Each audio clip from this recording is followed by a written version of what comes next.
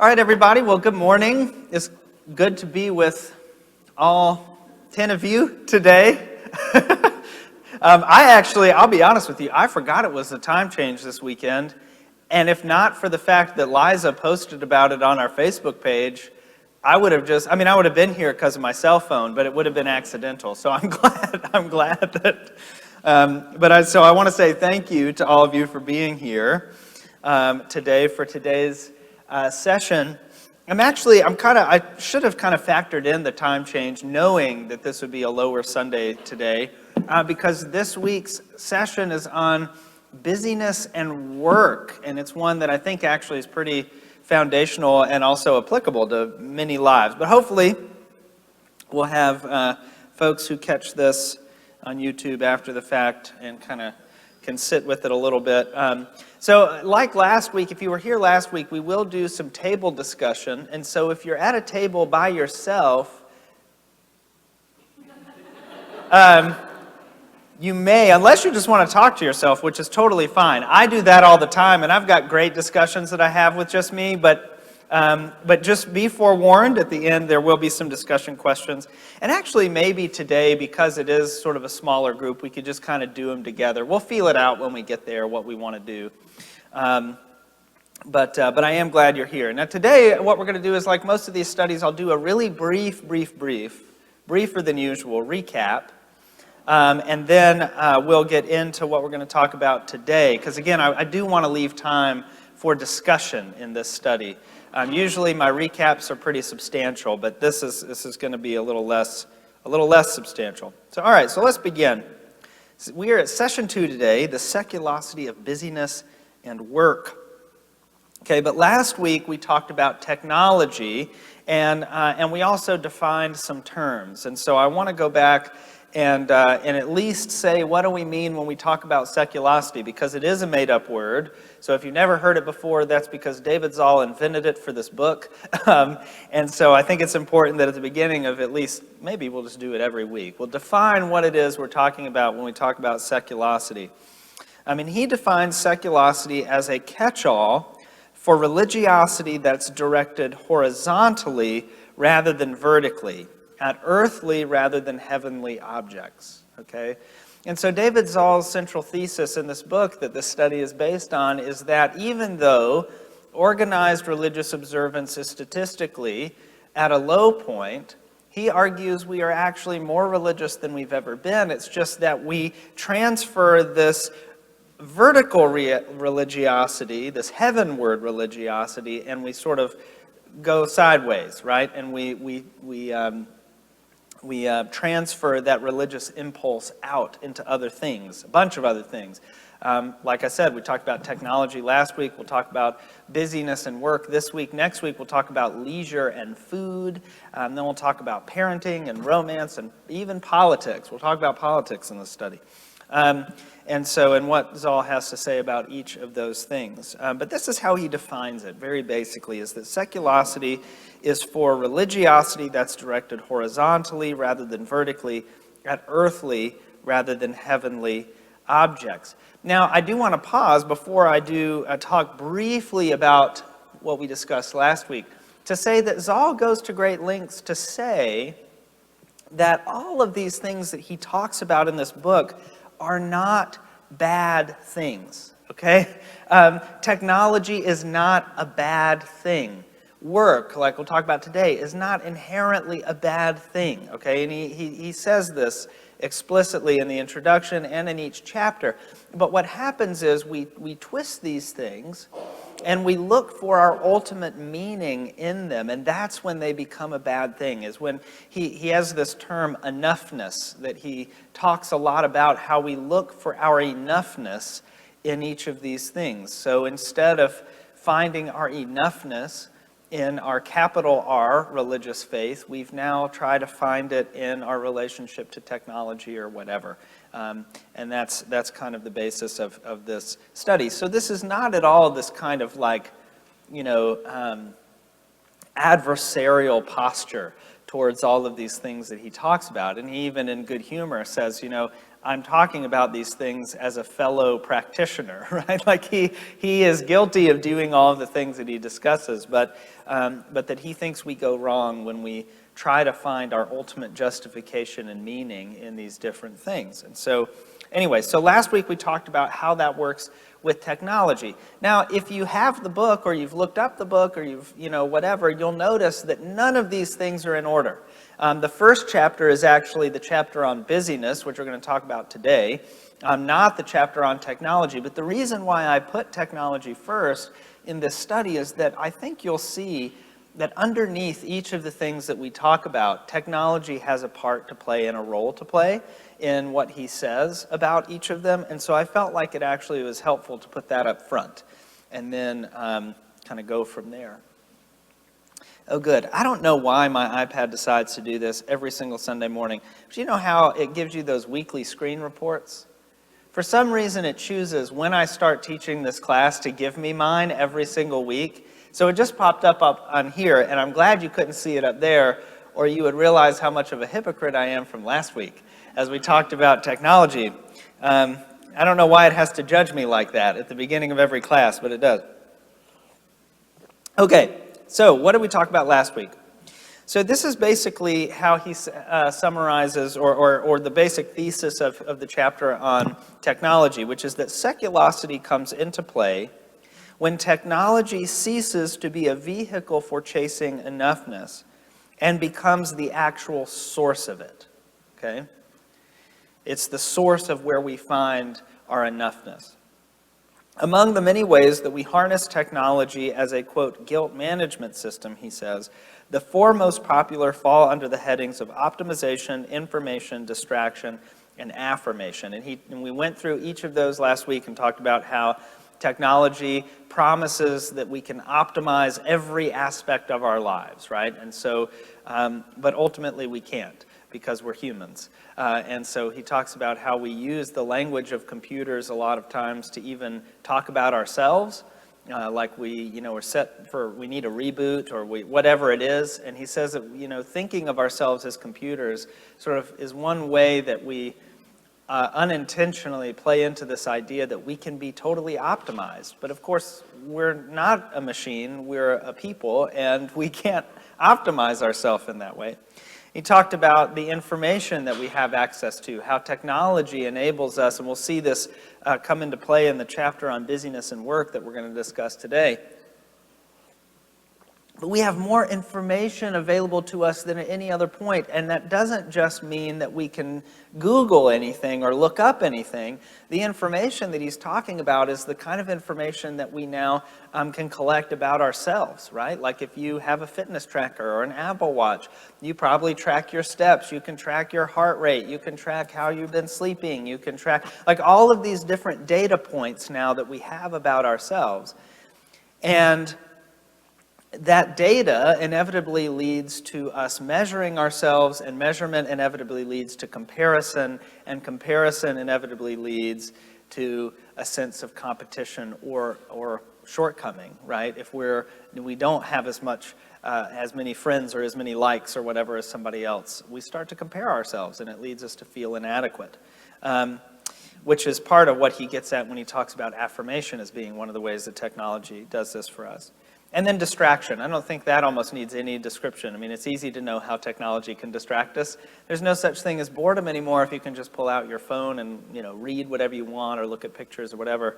And so these are the ways that technology becomes a religion for us. And this basically is just what I just said, but in bullet points. Now that even mundane tasks, right, the mundanity of our lives can become fuel for us to judge other people or even to judge ourselves. And this leads us to wonder if we're really enough or we're really measuring up. And so again, it fuels that sense of inadequacy that we have. And so we keep chasing it, but technology will never deliver, the ultimate satisfaction that we desire. Okay, so that was technology. And that's basically what we talked about last week. This week, we're going to talk about busyness and work, which, as I said, are totally out of order from the book. So busyness is chapter 1 if you end up picking up the book, and work is actually chapter 5, okay? So this is, we're jumping all over the place, but I actually think that the way that I've organized this class makes more logical sense, if I may be so bold as to say. So here we go. So busyness and work. Let's talk about this. So we're going to take them one at a time. We're going to talk about busyness first and then work separately. And you may say, well, those things seem like the same thing, but they're not quite, okay? They're not quite. So in the chapter on busyness, which as I mentioned is the first chapter in the book, David Zoll actually introduces a really important term that is going to be central to the rest of what we talk about. And we'll define that term here shortly. But before we get there, he begins, which is this, okay? Me trying to excel in my career, maintain a social life, drink enough water, exercise, text everyone, stay sane, survive, and be happy. That's a picture of all of us trying to do that right there. Cruella de Vil from 101 Dalmatians, enraged, driving her car at the end of the movie, if you remember. Now, this picture actually doesn't appear in the book. He just gives the description of it. But I did some internet sleuthing and found it. And so here is the picture that he references, is this one right here. And in seeing it, how many of you can relate to this? I can, certainly. And what I also like about the pairing of these words with this picture is that sometimes, I know she's kind of grimacing, but that's sort of how it feels, right? That you're supposed to do all these things and be happy while doing them, right? That you're supposed to excel in your career, maintain your social life, drink enough water, exercise, text everybody back, stay sane, survive. And that last little bit is important. And be happy, right? You're supposed to also enjoy doing all those things. It's supposed to look effortless. And instead, actually, this is how I feel most days, is like this, right there, okay? But no, many of us feel this way, right? The pace of our lives is very frenetic. And it doesn't matter this is why I think busyness and work are two separate chapters, is it doesn't matter if you still are working or if you're retired. The thing that I hear most from folks who are retired is that they're busier in retirement than they ever were when they were working, okay? And this is part of that. I'm dealing with this with my own dad right now. He retired during the pandemic. And guess what he's doing already? He's got a full-time job again. Much to my mother's chagrin. I hope they don't watch this on YouTube. Okay, but yeah, he went back to work because he was just kind of bored. He didn't know what to do. So he went back to work, right? Carly and I, this week, we had dinner with a friend and mentor of ours, Bishop Neil Alexander, who is the dean of the seminary at Sewanee when I was there, and he's retired here to Austin. And we had him over for dinner, and I was asking him, how has retirement been? He's been retired now for like 9 months or so. And he's like, well, I've been so busy, I don't know. He's been traveling all over the place, helping out other dioceses during all this. Anyway. So no matter whether you're still technically working or you're technically retired, the pace of our lives is still very frenetic and busy. And it's now increasingly common, right? When someone asks you, how are you? One of the most common responses is, busy. I've been busy, right? Things have been busy. I've noticed that I will say that even when things haven't. They usually are. But even when things haven't been busy, that just sort of comes out of my mouth. You know what I mean? And David Zoll has something to say about that. So let's talk about this. Okay. So why are we so hooked on being busy? There's a lot of reasons, but one of the reasons is this one.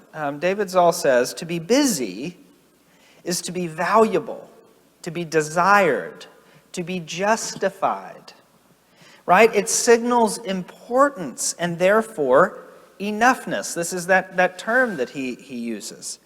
Busy is not just how we are, but it's who we are, or at least who we'd like to be. And he talks about this cultural phenomenon where everybody he knows is busy, and we all try to out-busy one another. It's become a cultural virtue. This is my term, not him, but I call it the exhaustion Olympics. Have you ever competed in the exhaustion Olympics? So I have, without knowing it. The first time that this struck me as odd is, I can't remember actually what the context was. But I remember I was talking to a friend of mine, and they asked me, how are you doing? And it had been genuinely a super busy season, like in whatever had been going on. And I hadn't gotten much sleep. It had been, but I was finally kind of coming out of it, this little super busy time. And so I just responded honestly. I said, well, it's just been super busy. And, with this, and this. And this was somebody, mind you, who knew what all had been going on in my life. They were a good friend of mine. And so I assumed their response would be something like, oh yeah, wow, that is a lot, But instead, what did they do? They responded by trying to out-exhaustion me. They were like, oh yeah, well, I've been doing blah, blah, blah, blah, blah, blah, blah, and I was like, I'm sorry, but I didn't ask about that, or whatever. But what I found to be so bizarre about the whole thing was that all of it was bad. Why would we be proud of how little we've rested? That's bad. That's a horrible thing, but here we were. And I've noticed people do this all the time. I fall into this trap sometimes. I even do it with my spouse. Carly will be like, it's been a hard week. The baby woke up a bunch. And I'll be like, yeah, well, I've had to do this. I'm like, why did I say that? It's not a competition. And if it is, it's the worst kind of competition because everybody is losing. You know what I mean? But this is the exhaustion Olympics. But because we have turned our busyness into a virtue, into something that's laudable and honorable and actually sort of translates into our sense of importance, then you would try to outdo someone in busyness and in exhaustion, right? Because if it's something that's actually seen as a cultural good, even though we're more stressed, we're more anxious, we're more afraid, right? But because we've valorized it and turned it into a virtue, it becomes something that we want to outdo each other in. Although I would like maybe to stop doing that. I think maybe we should have a healthier relationship with it. But anyway, David Zoll talks a little bit about how this is not a neutral phenomenon, he says. That research on the issue of busyness paints a really bad picture, health-wise. Unremitting busyness reliably predicts chronic stress. And therefore, it's a predictor of heart disease, sleeplessness, higher blood pressure, and shorter lifespans, to say nothing of just being generally fatigued. An inconsequential phenomenon. It's actually socially very harmful.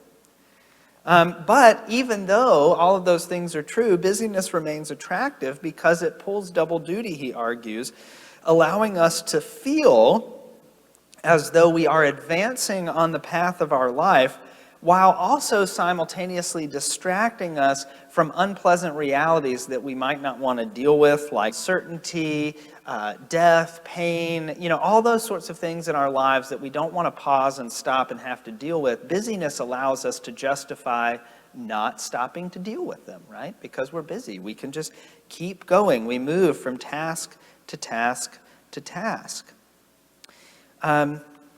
Busyness has become a kind of status symbol, he says. The busier you are, the more successful you must be, right? The more in demand you are. And what's interesting is this is a relatively recent phenomenon. A very relatively seemed like a contradiction, which is what I was going to say. But this is why we all lost an hour of sleep. You know what I mean? I don't know what I'm saying.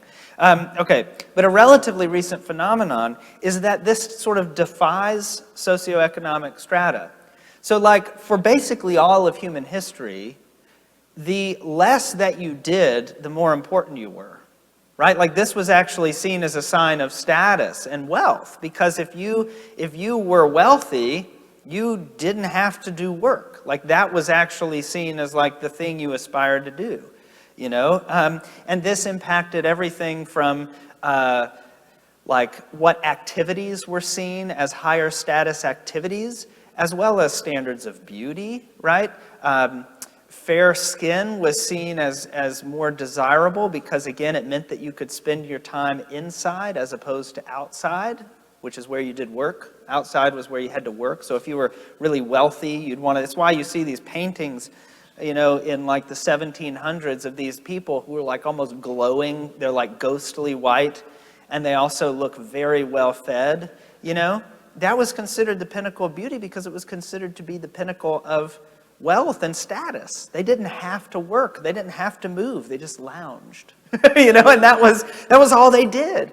But now, even the world's wealthiest people are some of the busiest. They keep, They keep schedules that are jam-packed. Jeff Bezos doesn't have to do a dang thing if he didn't want to, but he's trying to go to space and stuff. You know what I mean? Like, the culture around this has changed significantly in a relatively short amount of time, and now you see it across social strata, that busyness is not just something that is, that occupies the working and middle class. It's actually something that is a status symbol across the board. You want to be seen as the hardest working, and all of that. The busiest, have the fullest calendar. And David Zoll talks about this as a feed the beast mentality, that you're supposed to keep feeding the beast, and keep going.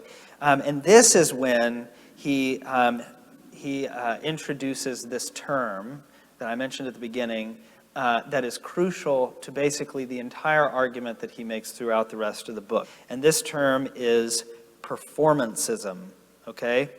Performancism. This is another word. He makes up a lot of words in this book. Lots of words.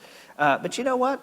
Good for him, because here I am teaching a class on them, and now we're all going to use these words, and he just made them up. So that's real power right there. Okay, so performancism. What is performancism? So this is the moment, when I read this definition, this was the moment that I knew that I was going to be highlighting a bunch of this book, because it was a gut punch to me. Performancism is the assumption, usually unspoken, that there is no distinction between what we do and who we are. Okay? That there is no distinction between what we do and who we are. We are defined by how we perform and what we produce. And he calls this performancism. Performancism holds, he writes, that if you are not doing enough or doing enough things well, you are not enough, right? So if you're not doing enough, you're not enough.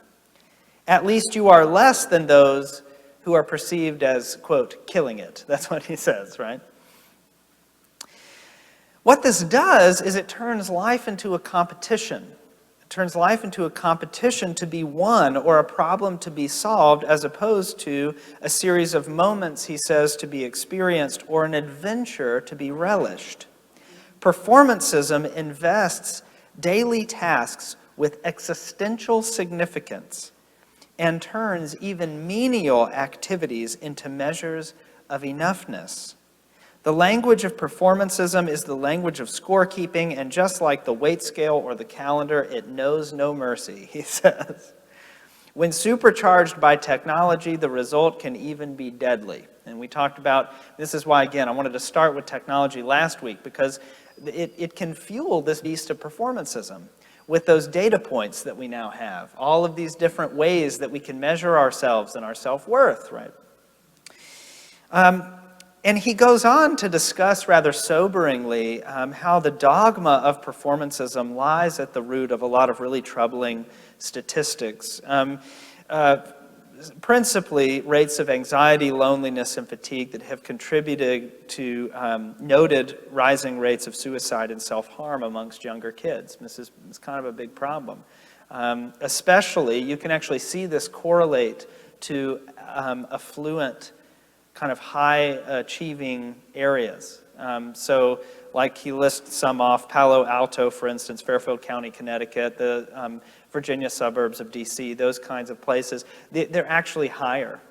So even though families are more affluent, there's more money, there's also significantly more pressure on the kids to perform and do more and do more and do more, and you see actually higher rates of depression, anxiety, and even suicide in those zip codes because of this. The same trend permeates elite colleges and universities. It's a big, big, big problem. And of course, performancism is not in itself, kind of like a lot of stuff that David Zoll talks about, it's not a new phenomenon, but his argument is that it's been exacerbated to just this incredible degree in contemporary society. I mean, humans, as long as we've ever existed, have been trying to keep up with one another, right? It's like outdo each other in different things. It's like if, Caveman Bob had a new rock, and Caveman Joe saw Caveman Bob's new rock, Caveman Joe really wants to get a new rock. He's going to go, or whatever. You know what I mean? Like, we've always wanted to kind of be in competition with our neighbors, but this is something else, where we derive our sense of value and worth out of it, and it's constantly with us at all times. It's kind of a new thing. Okay, I need to be boogieing here. Okay. And he talks about how this is not a purely secular force either, that actually it's definitely a force in the life of the church. We probably all felt this about how, church can become a place where you want to be a better person than the other person, a holier person than the other person. If so-and-so did a bunch of volunteer hours at the soup kitchen, you kind of feel this obligation to also do as many hours at the soup kitchen, or you might start to feel like maybe you're not as good of a Christian as so-and-so, right? There are ways that this gets translated into the life of the church, though we would never admit it, right? We would never admit that, but it gets translated into the life of the church pretty easily.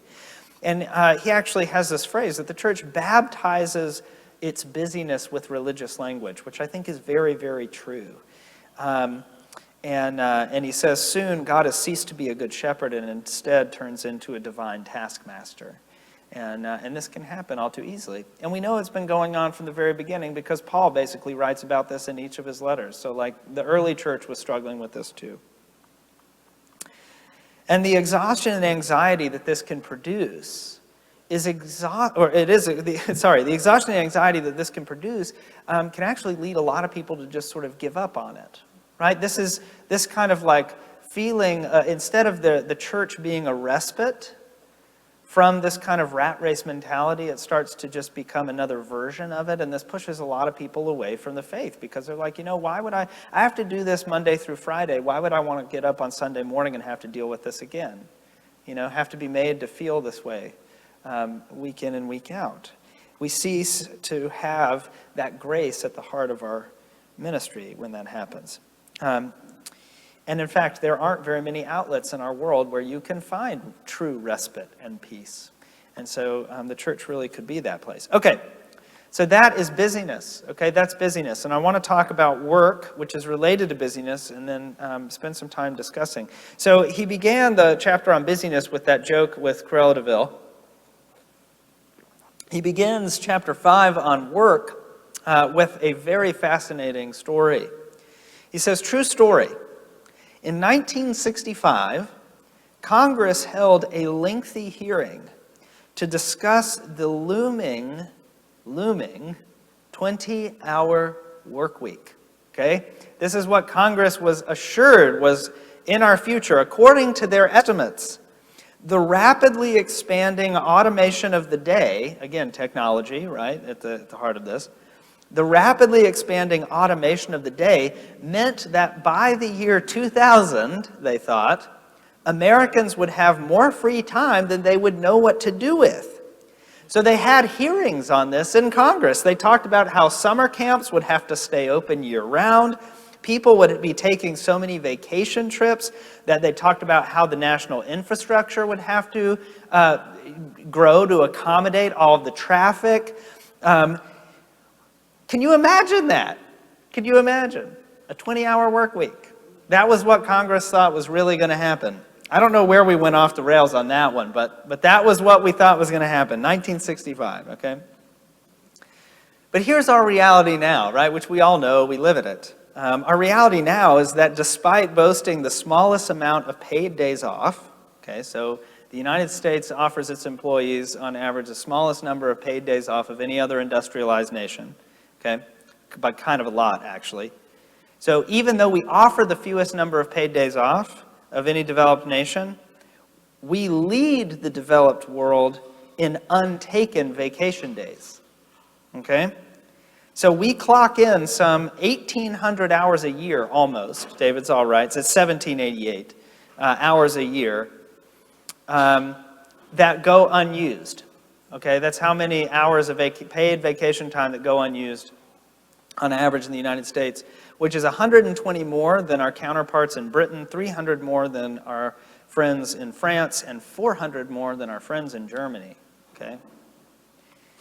So instead of a 20-hour work week somehow, we are more worked even. And instead of our home life being central to our lives, work life has become more and more central. And David Zoll talks about how you see this in the kind of television shows that get produced. I mean, in the 50s and 60s and even in the 70s, a lot of sitcoms were based around life in the home, right? But that slowly changed to where now, I mean, all of the hit sitcoms have to do with being at work. All of them are at work. And he sort of talks about how this has just sort of happened all around us.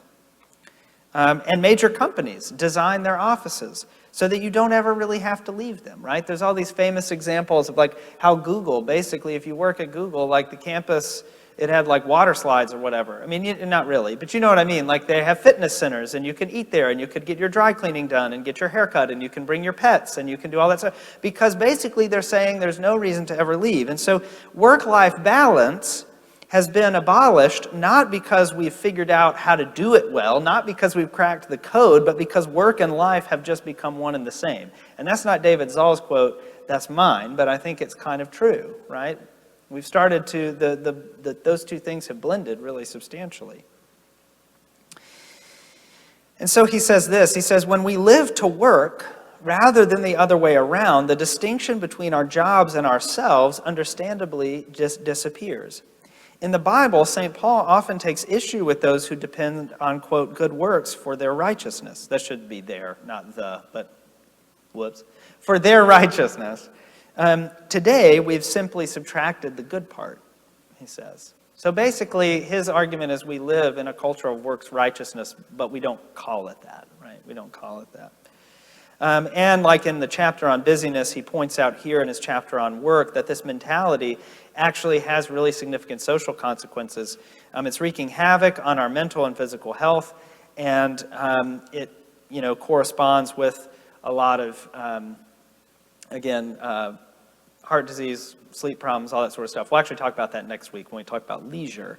But it also is a convenient means of escape, our work is, from confronting more challenging realities, like dealing with our kids or our spouse or whatever. Our work allows us to feel justified in not taking time and attention towards those kinds of things because work, again, it's a virtuous thing to be doing. And so it allows us this easy off-ramp and means of escape where, we can just kind of not deal with the stuff around us. And focusing on our work is often a way, therefore, of imposing order on chaos, making our chaotic lives feel less chaotic. Now, I know this is a long quote, but I wanted to quote it here because I believe it's absolutely central to his whole argument about work. He says, the ultimate reason that we work so hard has to do with a harder truth. Work has always served as the great American barometer of worth and identity. Our occupation is the number one socially approved means of justifying our existence. And not just the type of occupation, but our performance there. When we talk about success or failure in life, it's assumed that we're talking about work, which means that a job is never just a job, but an identity. It is where we locate our enoughness, and as such, the spring from which our strictest pieties flow. I think he's right in this. I think he's right. He talks about, for instance, our relationship to sick days and how Americans don't ever take them. I'm interested, there's a lot of stuff that he says here about work that I would be interested to know how he might, this book came out in 2019, right? So I'd be interested to know what he would think now that we've been through the past 2 years, how some of these dynamics have shifted and changed. But he talks about sick days and how we don't take them, and that it's actually seen as virtuous, or it was anyway, seen as virtuous if you showed up to work sick because you heaven forbid, you somehow like not work as hard as the other person. But he's like, since when did sickness become something that wasn't a marker of human suffering? Instead, it's a loss of productivity. Like we see it as a loss of productivity, but it's actually like, anyway. And that this is a problem. It becomes a zero-sum game, and we always seem to be losing it, right? We always seem to be losing it. So, he says that productivity drives us, procrastination has become a sin, And much of productivity's appeal, what we can produce, part of its appeal is that we can quantify it. It's something that we can measure. We can know whether or not we're being successful at work, but it's harder sometimes to know whether or not you're being successful in raising your children or dealing with your spouse or whatever. That can be really hard, but you have benchmarks at work, right? So that's comforting. Again, it's order on chaos.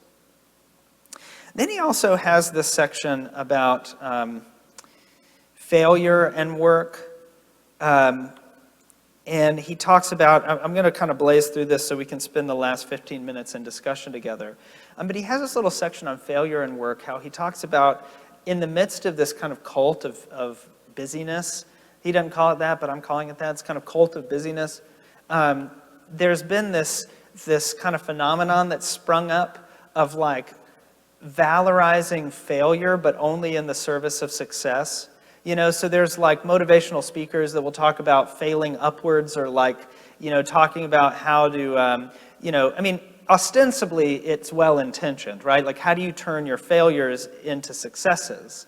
But he said if you can turn your failure into a success, it's not actually a failure, right? Like, it's not actually a definition of failure. And it's certainly not a Christian understanding of failure, he argues. And he has this quote that, again, is kind of long, but I'm going to read it because it was one of those that was like, ugh.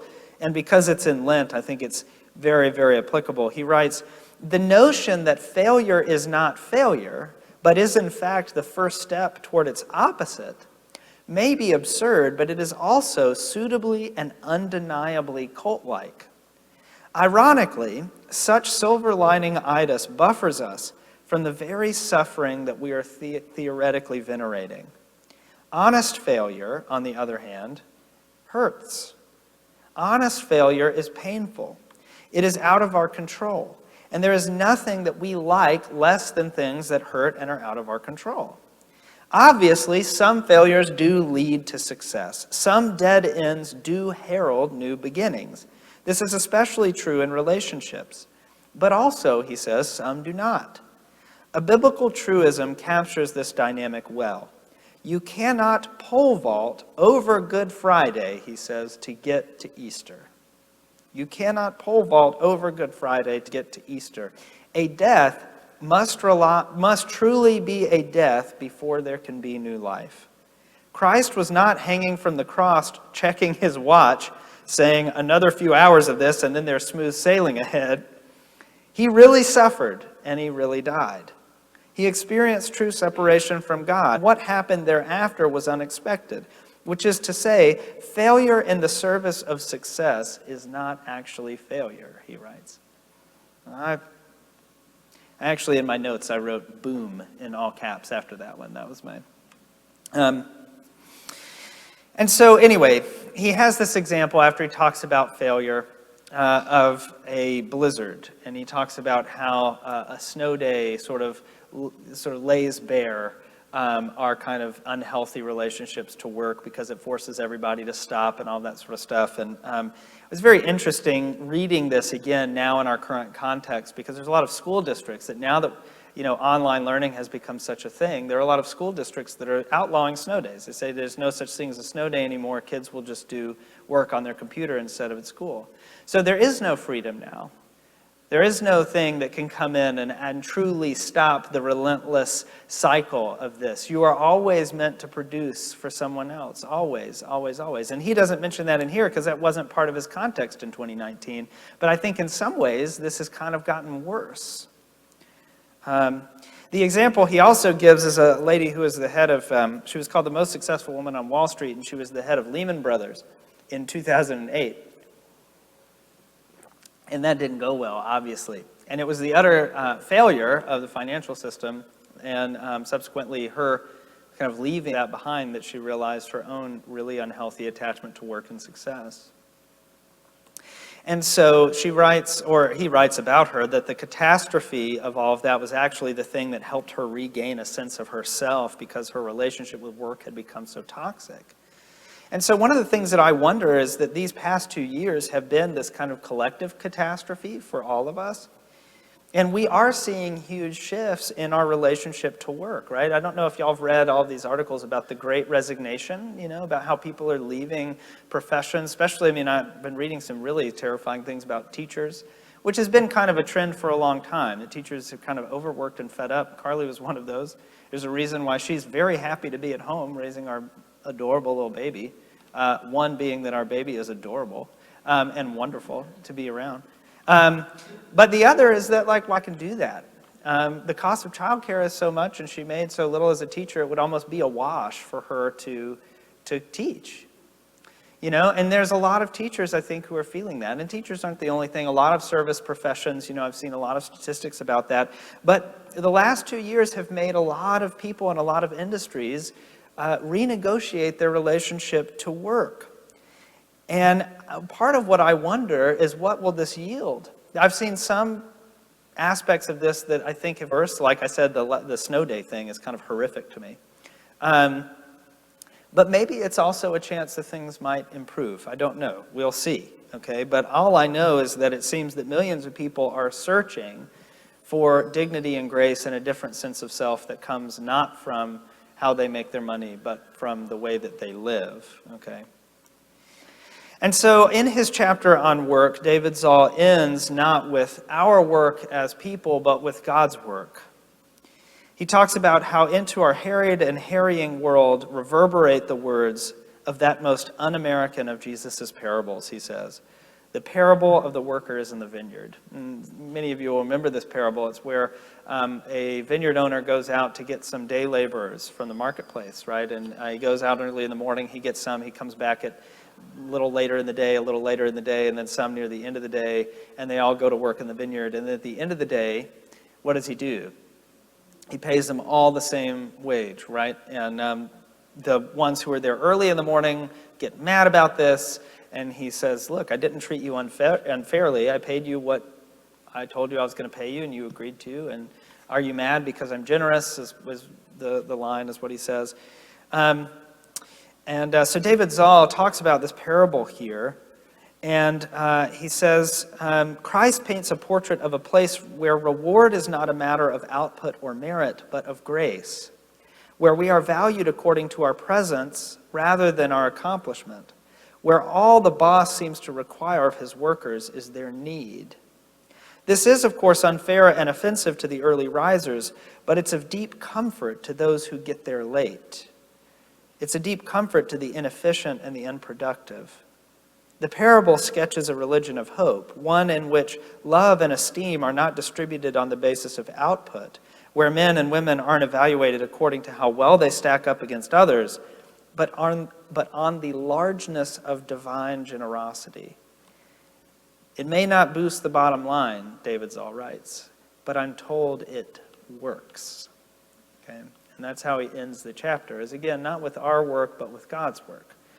And so, work and busyness and work, and the way that we seek our enoughness and our sense of self and purpose from it. I have a few questions I'd like us to discuss, and we can discuss them together in the next 10 to 15 minutes that we have with one another. The first question is, unless you'd like to just talk at your tables, what would you rather do? I'll put it to the room. You want to talk at your tables? Want to talk all together? Who wants to talk all together? Raise your hand. Who wants to talk at your There's some social pressure there as an experiment. All right, we'll talk all together. We'll just do that. So the first question that I have here is, has anyone ever answered your question, how are you, with busy? And how does it make you feel when someone responds that way? How do you feel when someone responds busy? Oh, we're too busy for you. Yes, yeah. Yeah, that's right. It produces some anxiety in me, Yeah. Yeah.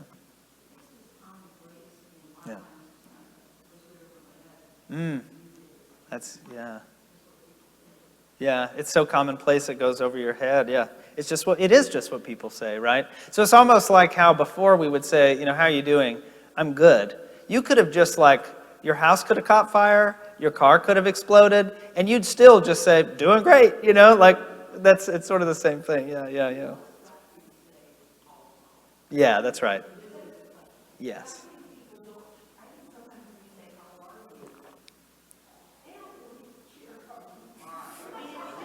That's true.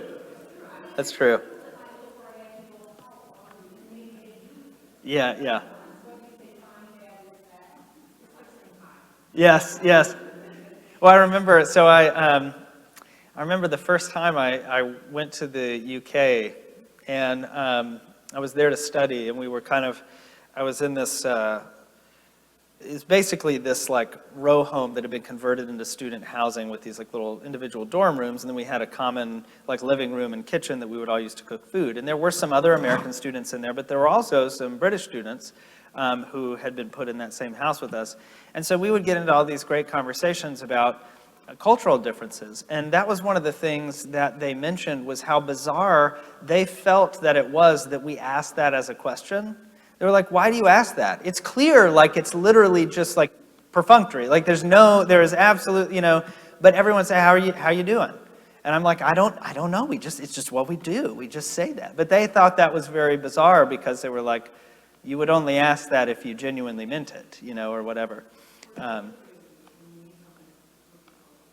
I know, yes, that's right. When someone really, yes, yep.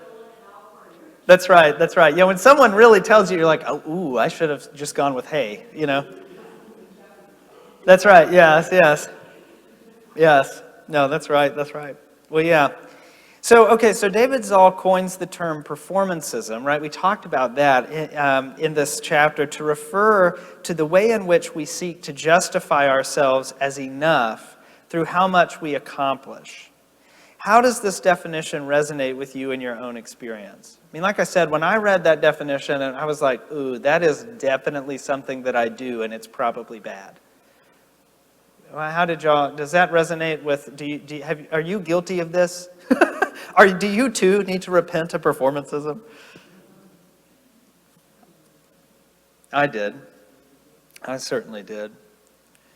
And I think there are ways in which we, in some way, we're all kind of, and this is something that comes through when you read the chapter, is that he also talks about how some of this is not stuff that we do so much as it is stuff that is done to us almost, right? Like we're part of a culture that does this, and so sometimes we kind of fall into this pattern or way of being without really realizing that's what we're doing.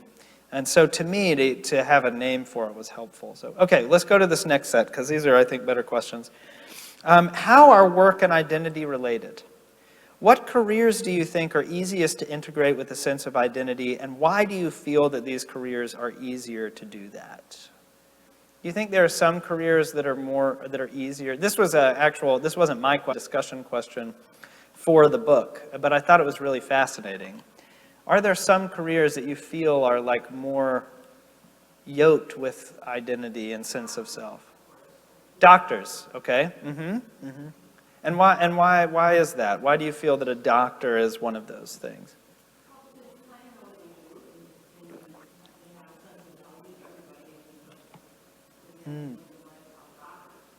Yeah, that's true. They do have a sense of value to everyone, yeah.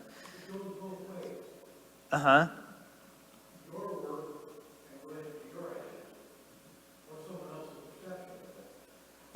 Okay. Mm-hmm.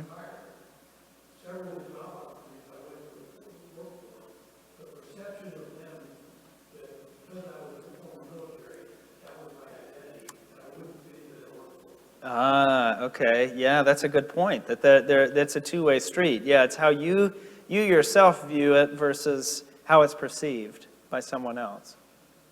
Yeah. That's good. Okay. But yeah, I think, so I don't have a real answer to this myself necessarily, but I was kind of thinking about it, and I think the professions usually that I tend to think of when I think of like this strong identity and work relationship are usually caring professions, like doctors, nurses, teachers to some degree get talked about this way a lot. Ministers often get talked about. I mean, that's something that, there are things you can't turn off. You know what I mean? Like I always think if someone has a heart attack on a plane, a doctor doesn't stop being a doctor just because they're not at the hospital. You know what I mean? It's kind of like, what are the jobs that you can't turn off? Sometimes that's how I think about it. But yeah, it was an interesting question, so I put it in here. So how do you feel when people ask you what you do for a living? Is it easy to answer, or does that question produce anxiety in you? You don't have, you may not want to share this to the room at large, but however, they are some of the most vital parts of our, yeah, that's right. Like, goodness gracious. That's right, yes, that's right.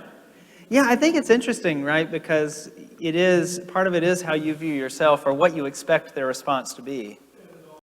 Because there is this value placed on what you do, and that value is equated so closely with who you are that it can be hard when you say, well, I'm retired. What does that mean? Yeah.